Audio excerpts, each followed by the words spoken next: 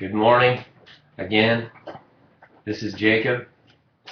Reminded of a verse says, "No greater love is this than a man lay down his life for his friends." And I consider you my friends, whoever you are. And this morning I want to read Psalm 29, and it's really interesting today. And I'm glad to share it with you. And I hope you're blessed and you get something out of this. So Psalm 29, here we go. It's a psalm of David. Ascribe to the Lord, O sons of the mighty. Ascribe to the Lord glory and strength. Ascribe to the Lord the glory due his name. Ascribe to the Lord in holy array. The voice of the Lord is upon the waters. The God of glory thunders. The Lord is over many waters. The voice of the Lord is powerful. The voice of the Lord is majestic. The voice of the Lord breaks the cedars. Yes, the Lord breaks in pieces the cedars of Lebanon. He makes Lebanon skip like a calf and Syrian like a young wild ox. The voice of the Lord hews out flames of fire. The voice of the Lord shakes the wilderness. The Lord shakes the wilderness of Kadesh. The voice of the Lord makes the deer to calve and strips the forests bare. And in his temple everything says glory. The Lord sat as king at the flood. Yes, the Lord sits as king forever. The Lord will give strength to his people. The Lord will bless his people with peace. I love this psalm. It's one of my new favorite psalms, Psalm 29. I love how David is telling us and telling us how it is and telling us how to be. And that's just, I think, the shepherd leading heart of David. And he's just saying, ascribe to the Lord. 3 times he says, ascribe to the Lord. O sons of the mighty, ascribe to the Lord glory and strength. Ascribe to the Lord the glory due his name. Ascribe to the Lord. What does it mean to ascribe to the Lord? It means to give credit to give what is due. Ascribe to the Lord what is due him. And we're called to worship God and not man. So, and it says right there in verse 2, it says, worship the Lord in holy array.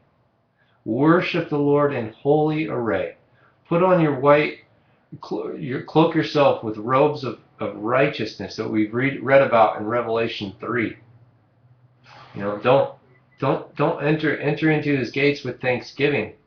Enter into his presence with thanksgiving. Don't enter into his presence grumbling and shouting obscenities and thinking your own thoughts. Just worship the Lord in holy array. Why? Why does David say this? Because it's that it might go well with us. You know, God is a holy God. He's a righteous God, and his presence is nothing to be messed with. We're not even fit for his presence right now. We need to be radically changed, and that will happen instantaneously when this life is through for us, for those of us who know him and are called according to his purpose. That's out of Romans chapter 8. All things work together for the good of those who love him and who are called according to his purpose. Ascribe to the Lord. So David is just telling us what to do. And the voice of the Lord is upon the waters. And David's here transitions to describing just the voice of the Lord. Just the words that come out of his mouth. The voice of the Lord is upon the waters. You ever thought about the oceans and how they speak? They still speak. God created them. And they still speak. The glory of God, the God of glory thunders. You ever glorified God, thought about God, pondered in your heart and your mind? God in the middle of a lightning storm? We get these flash lightning storms, and they're just beautiful and powerful. Can man control the lightning storms? No. Can any human bottle it up and control it and tell it where to go? No. God has set that in motion, and it's pleasing to Him. And the Psalms say the Lord sits in heaven, in the heavens, and He does whatever He pleases. Lightning storms are pleasing to Him. They tell of His glory. They tell of who He is. Powerful. And not to be controlled. You can't control a lightning storm. Just like the Lord. Who are we to tell Him what to do and control Him? The Lord is over many waters. There's nowhere that the Lord isn't. His presence is all over. And it's only the fool, we see in Psalm 14:1. It's only the fool that the fool says that in his heart there is no God. It's only the fool that doesn't recognize that the presence of the Lord is everywhere. Everywhere. There's no place you can hide from His presence. The voice of the Lord is powerful. The voice of the Lord is majestic. The voice of the Lord breaks the cedars. The voice of the Lord is powerful. It's just that. What is it to be powerful? Well, we know in Genesis 1, just by the breath of the Lord and just by His voice, He created all of this. He created all this. Created these bodies, created me, created you. Set in motion all that is of Him. Just by His voice. It's amazing that our God is a creating God. He's a creator. It's beautiful. And the voice of the Lord is majestic. What does that word majestic mean? Something that's very different in a good way. Awe-inspiring. It inspires awe. It's like, wow.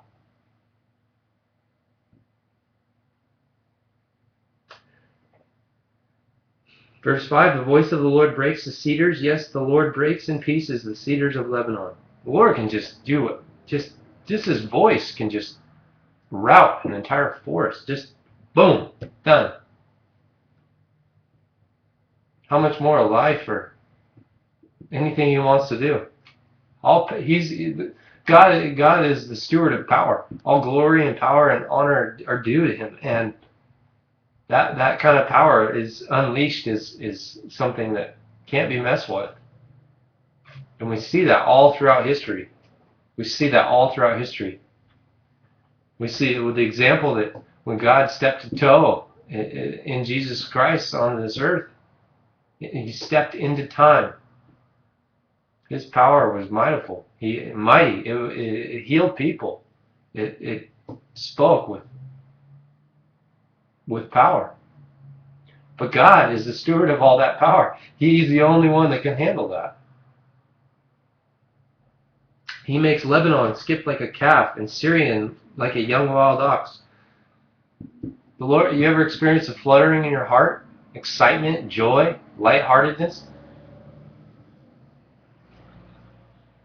The Lord blesses His kids that way.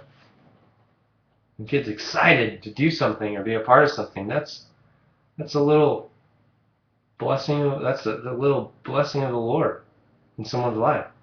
The voice of the Lord hews out flames of fire. I can testify to this. When being in the presence of the Lord, when He speaks, even now, this very moment, it's like intense heat. It's hot. And we know that God is an all-consuming fire.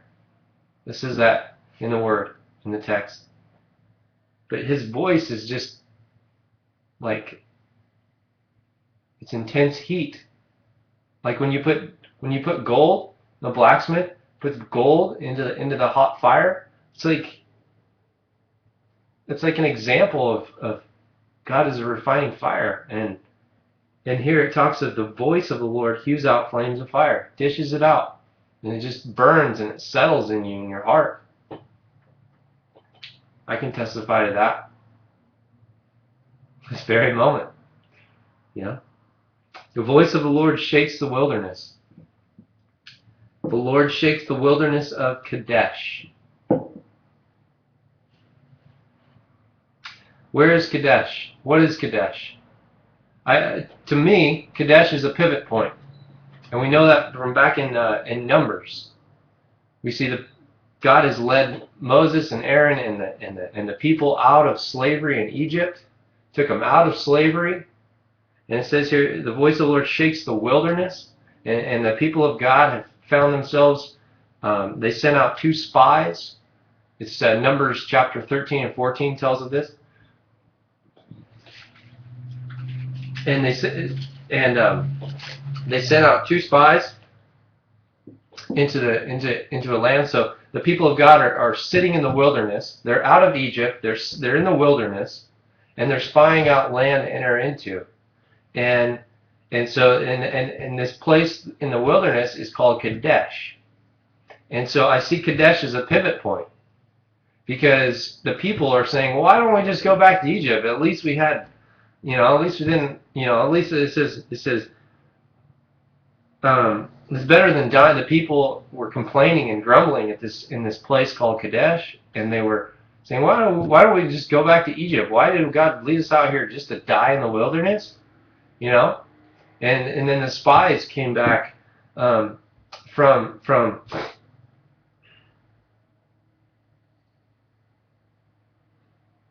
brought the report back from in the land of the Negev, and it's a good report. And he says, hey, the 2 spies are like, we can do this. We can take over this land. It's filled with good things, with milk and honey. Milk and honey represent what is it? Abundance.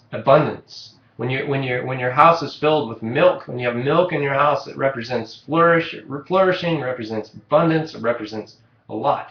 And so the 2 spies are like, hey, we can do this, and the people were like, no way, they had giants in their land, and that's where we enter in the Nephilim. And I encourage you to check out Chuck Missler's YouTube on the Nephilim. It's a beautiful example. Nephilim were fallen angels that had entered into the domain of humans, and they slept with a bunch of women, and they created these giants. Hence the flood come.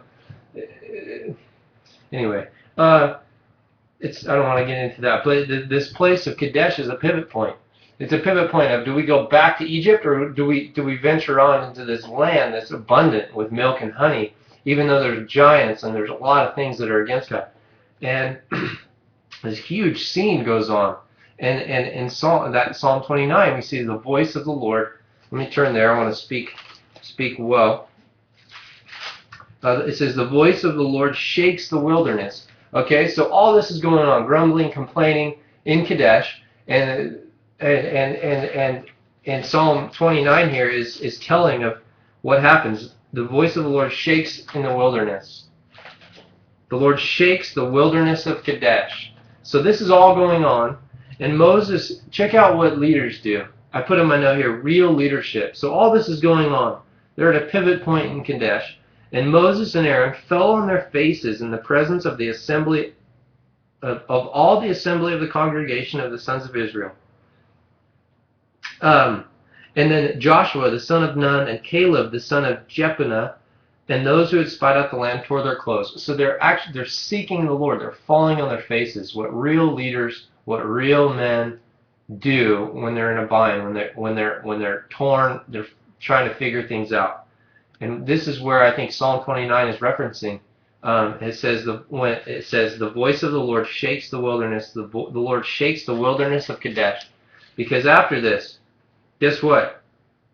The Lord answered them. The Lord gave them hope and vision to these leaders. I won't go any more into the story, but the leaders share that with the congregation, saying, "We're going to do this. We're going to occupy and take this land, the Negev, and their strength in this distant land that's filled with milk and honey has been dismantled. The Lord's given it to us. We just have to go battle it and do it." And the people said they wanted to stone the leaders, throw stones at them. How about that for a congregation? But anyway, the voice of the Lord shakes the wilderness. It shakes your life. It speaks with such power and such passion, and only the humble will hear it. And the example of the voice of the Lord speaking to the leaders, Moses and Aaron, in the land of Kadesh, what is a beautiful example of that. The voice of the Lord makes the deer to calve and strips the forest bare, and in his temple everything says glory. I'll leave it at that today. Enjoy.